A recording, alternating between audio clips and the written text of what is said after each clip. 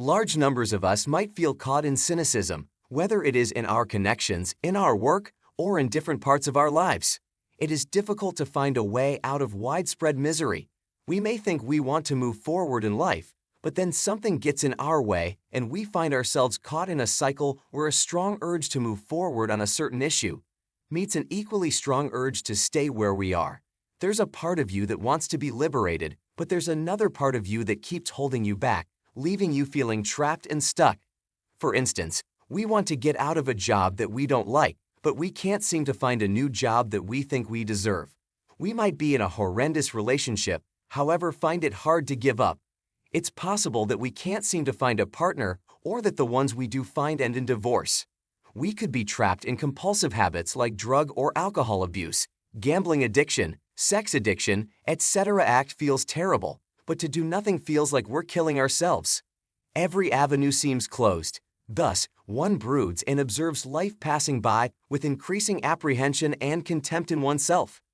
Despite this, we tend to display a resistance to new experiences and making changes to see ourselves and the world around us in a different way.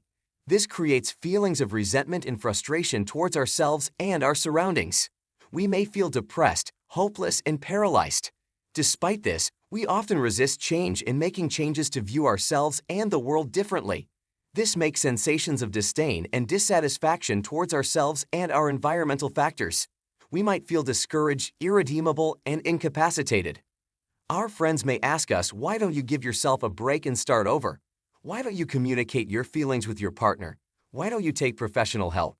When we give stuckness more thought, it appears as though there is a rule or manual that prevents us from moving forward. These rules seem to be based on personal fears, such as the fear of success followed by the fear of failure, the fear of being noticed, the fear of rejection, and, most importantly, the fear of being lost and abandoned. It's possible that being stuck is more comfortable for us than attempting change, which can be traumatizing. We therefore enter a freeze state whenever there is a temptation to make adjustments. We need to turn the clock back in order to comprehend where these regulations came from. Many of these limiting unwritten rules that permeate our lives were born out of difficult childhoods and the complex households they take place in. Some of these guidelines can sound something like this. You have to be strong. You cannot cry.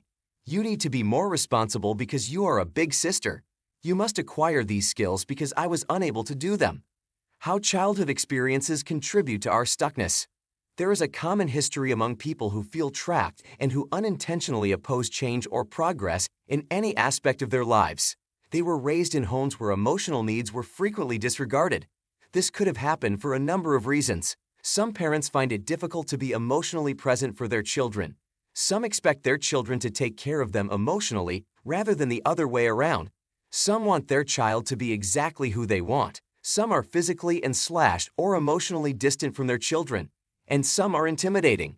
Anything occurred in their family, they either felt like they needed to adjust to their parents' approach to everyday life or felt that they were under danger of surrender.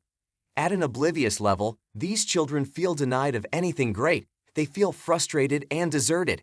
As grown-ups, there is a cognizant wish for more from life and to advance and get to the next level. Subconsciously, though, individuals become trapped because they believe that any relationship involving something positive, finding a nice relationship or obtaining positive outcomes, will end in disappointment and failure.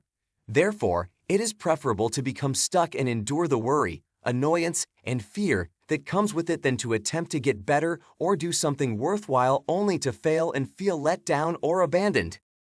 What is the way forward? In order to move forward in life, it is crucial to acknowledge that there may be a governing principle at play when we find ourselves stuck, rather than attributing it solely to our own cowardice or slowness in progressing.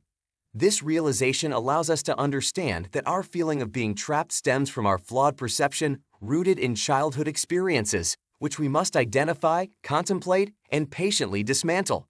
Along this journey, we can also come to terms with the fact that we are now adults, and therefore, the dynamics of our original family drama no longer need to dictate our lives. We need not concern ourselves with upsetting parental figures, as their taboos were established to protect them but are now causing harm to us. While we can empathize with the laws imposed upon us by these damaged individuals, often unintentionally, we must recognize that our primary goal is to set them aside and embrace the emotional freedom that has always been our birthright. In order to prioritize our own well-being, we may need to let go of a way of being that once safeguarded someone we cared for or relied upon.